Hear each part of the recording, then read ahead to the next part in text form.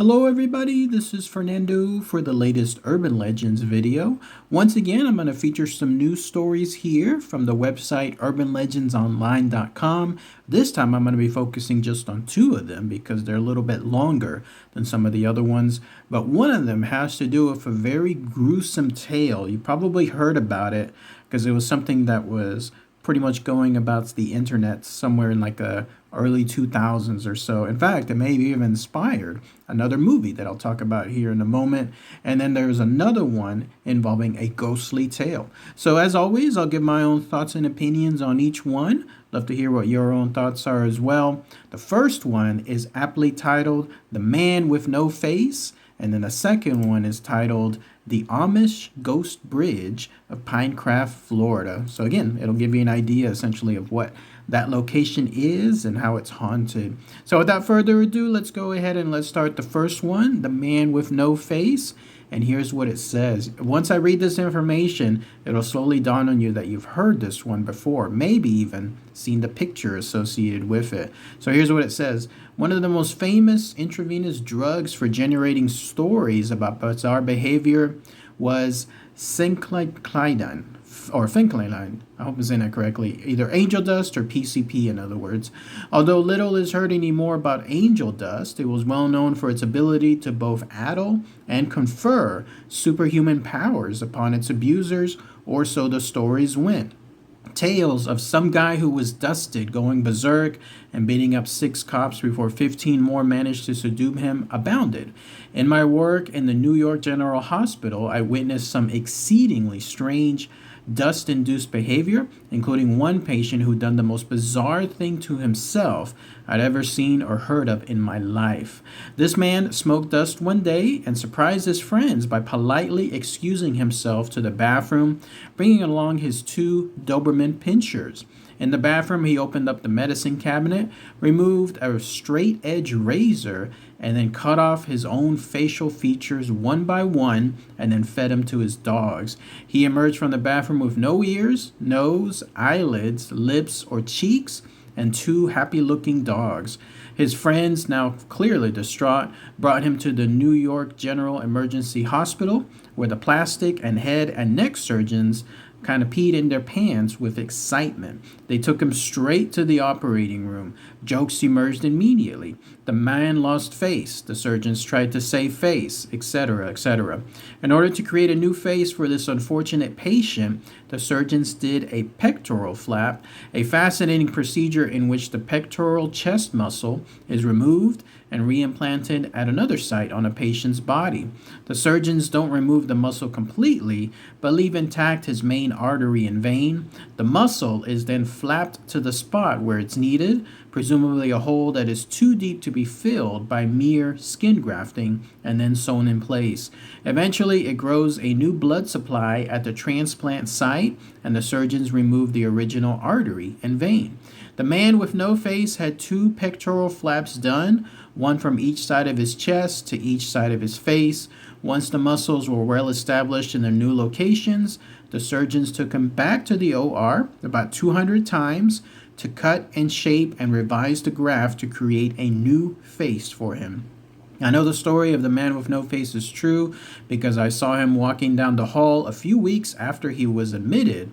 He was wearing a surgical hood turned back in front with 2 holes cut out for his eyes like the Elephant Man.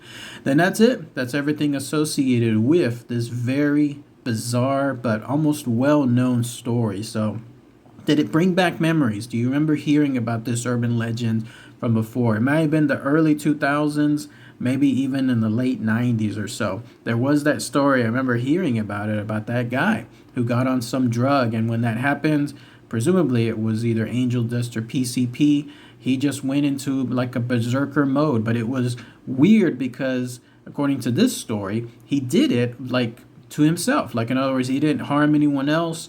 He didn't abuse anybody else around that room, like no cops, in other words, afterward. No, it was just him going into the bathroom and then going with those 2 dogs and then taking a razor and then just cutting off his face, almost like he was doing something else nonchalantly there in the home, just like any other routine house cleaning chore or anything like that. There he was, just peeling off his face. And of course, once he fed him to the dogs, then the story goes that there's nothing else. I remember, no chance, in other words. I remember part of the story that I read elsewhere was that the dogs were pumped. And so they were essentially like their stomach contents were thrown out, but it was too late. Like whatever was there within the actual dogs was too far, too gone. And so that's what led to the pectoral flap procedure and whatever else happened afterward. I never ever heard about any update though associated with this guy, like essentially how he looks today or what happened to him afterward. Did he survive? Something along those lines. You always hear those stories about animals like doing some very harmful stuff to people's faces, and when that happens they go through those procedures, but then there's mix-ups, like something happens and the procedure itself, the body is rejecting it, and so it leads to complications. So I'm wondering if the same thing happened to this guy as well. Never heard any update on it, so if anyone has any more info associated with it, something that I missed, or that more on the local level, then post it below. He remains very anonymous as well. Whoever was this guy, there's a picture of it too. There's no chance ever that I'm going to include it here on my channel because this is a very gruesome picture, but it supposedly shows his condition after he ripped off his face. And so when that happened, somebody took a picture there in the hospital, presumably, and then it spread around. You can find it out there. It's there. You've probably seen it sometime in the past, but no chance I'm listing it here. But at least it showcases the very gruesome effect that of what he had. Plus, I think it inspired Hannibal, the original novel by Thomas Harris, and then subsequently the film. There you have a very similar situation. You had Hannibal Lecter essentially giving a strange drug. I can't remember what it was, but he gave it to Mason Verger, and then when that happened, it caused Mason to go berserk, and he started almost happily peeling off his face after Hannibal gave him a shard of glass that he broke somewhere. And when that happened, there were some dogs nearby, and Hannibal fed the guy's face to the dogs, and that's essentially why Mason Verger looks how he does throughout the novel and of course the film as well, with all the procedures that had to be done to him. So I think that was a direct inspiration for it. Now the next story has to do with the Amish Ghost Bridge of Pinecraft, Florida. And here's what it says. The old story about this bridge goes that a Dutch boy named Amos fell in love with an English girl named Ingrid. They had to keep their love a secret from their disapproving parents. One night, the girl went to meet the boy underneath the Philippi Creek Railroad Bridge, but she slipped in the mud before he arrived. And so she removed her soiled clothes and tossed them in the water because she was afraid her parents would find them. Instead of waiting for the boy, she went home to put on different clothes with intentions to return. So the boy arrived and saw her clothes washed against the riverbank and believed that she had drowned. He was so devastated that he threw himself off the side of the bridge and then died. The happy girl returned to the bridge in a fresh outfit, anticipating meeting up with the boy she loved. She saw his body and noticed her discarded clothes nearby. His death was her fault.